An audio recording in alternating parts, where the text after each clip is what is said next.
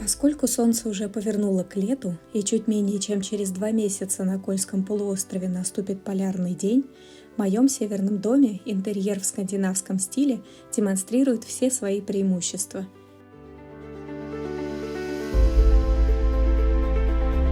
Сегодня расскажу об отделке и наполнении моей небольшой кухни.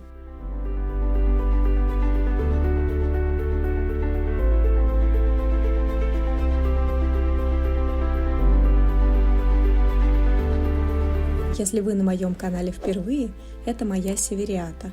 История жизни в доме на берегу озера в русской Арктике. И всем добро пожаловать за полярный круг!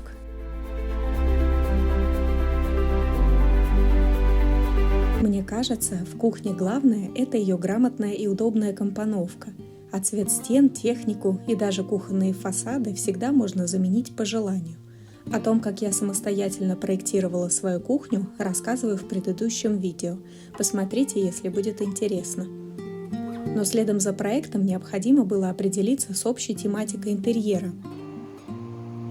Поскольку наш дом расположен в старой русской поморской деревне, вся жизнь которой навсегда связана с рекой и морем, хотелось подчеркнуть эту его особенность места. При этом дом никогда не был традиционной поморской избой, поэтому традиционный русский стиль здесь был бы неуместен. И тогда родился образ некоего рыбацкого домика на берегу холодного моря, сурового, без излишеств, простого, но с характером, как у настоящего обитателя севера.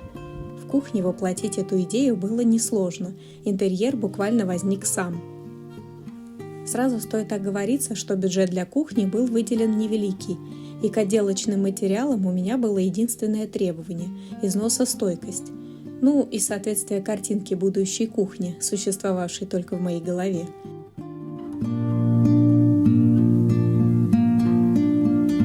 Кухня – одно из самых светлых помещений в доме, благодаря окну большого размера.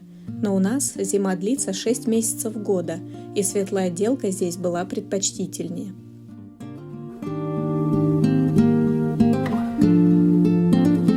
Для стен и потолка была выбрана матовая стойкая моющаяся краска без колировки. Да, пожалуй, красить стены базовой краской – какой-то моветон при производстве ремонта, поскольку оттенков белого существует величайшее множество, и выбор каждого из них сильно сказывается на общем ощущении пространства. Но я решила, что колировка краски, хоть и производится по единой формуле, все же может дать разный результат, а подкрашивать белые стены рано или поздно придется, и во избежание пестрых пятен разных оттенков лучше остановиться на беспроигрышном стандартном цвете.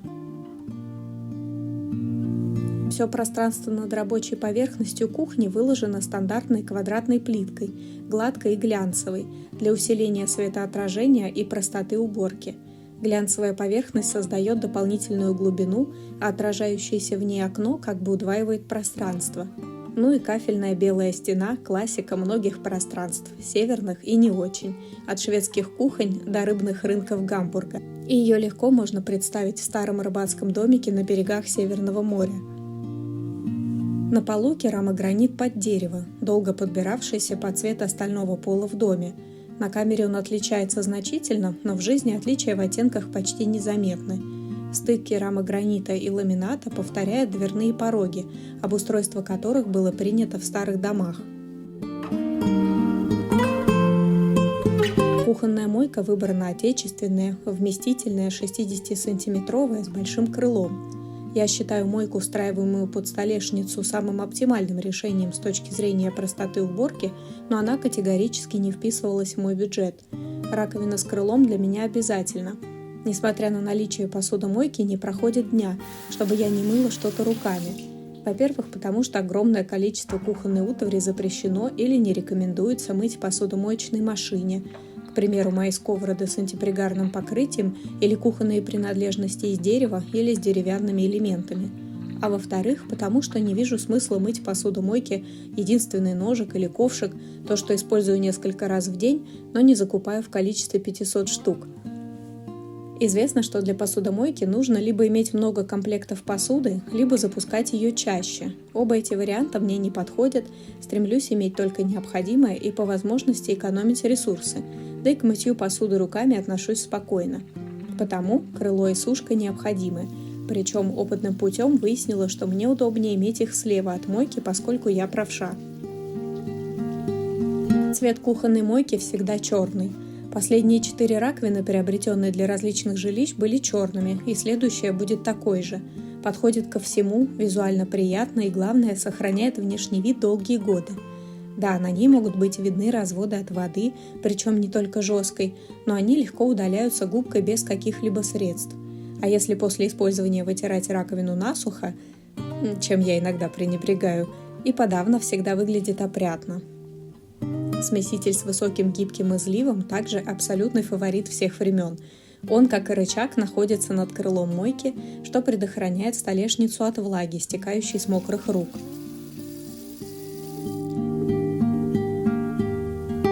Столешница – натуральный дуб, сращенный толщиной 4 см. Куплен был не у производителей кухонь, где он экстремально дорог, а у продавцов деревянных изделий. Покрыт матовым бесцветным маслом осмо. На данный момент показывает себя с лучшей стороны, хотя понимаю, что за деревом нужен особый уход. Тоже покрытие маслом лучше подновлять ежегодно, но в конечном итоге деревянную столешницу всегда можно зашлифовать и покрыть заново. Посудомоечная машина шириной 45 см, вполне достаточно для моих нужд, поскольку именно с такой мы когда-то прожили несколько карантинных месяцев 2020 года, внимание, восьмером. И ни разу за это время я не пожелала большую. Варочная панель, если уж не газ, то только индукция, поскольку дорожу своим временем.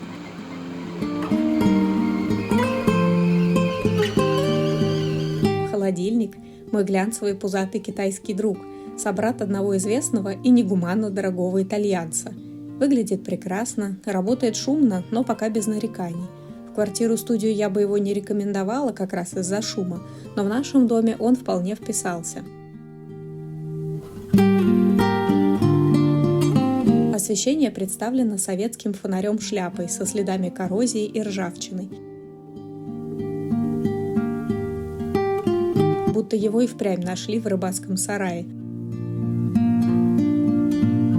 А также настенными раздвижными бра, брошированный металл которых поддерживает суровую и подчеркнутую утилитарную атмосферу. Что касается самого кухонного гарнитура, были выбраны выдвижные ящики вместо открывающихся, поскольку, на мой взгляд, это более практично, позволяет использовать все пространство кухни и обеспечивает легкий доступ к самым дальним уголкам. Исключением стал угловой ящик, который всегда составляет основную головную боль со своим труднодоступным дальним уголком. Сейчас существует масса более или менее удобных механизмов, решающих эту проблему, но их цена также не вписывалась в мой бюджет, да и необходимости в постоянном доступе к разнообразной кухонной посуде у меня не было. Как я упоминала в первой части видео о кухне, жизнь давно научила, сколько именно кастрюлек и сковородок нужно иметь, чтобы готовить в своем стиле, и их число оказалось для меня совсем небольшим. Очевидно, в старом рыбацком домике не мог оказаться глянцевый современный кухонный гарнитур с ручками голыми, поэтому кухонные фасады классические, сдержанные, матовые. На удивление, они оказались крайне легки и удобны в уходе. Есть опыт владения полностью черной матовой кухней, поэтому о беге с тряпочкой в руках после каждого использования кухни мне известно очень хорошо. Следы от пальцев на них незаметны, моются простой водой и микрофиброй. Ручки выбраны самые лаконичные и брошированные, чтобы поддержать общую аналогию с темой старого пожившего рыбацкого домика. Наполнение ящиков вполне стандартное – посуда и бакалея. Под мойкой – мусорное ведро и хозяйственные принадлежности в удобной выдвижной корзине. Столовые приборы и ножи.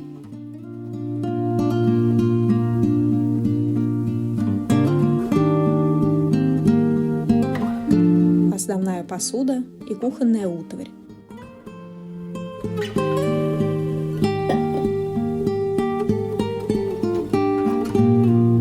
все для выпечки под духовкой и самые необходимые соусы и приправы под рукой возле плиты.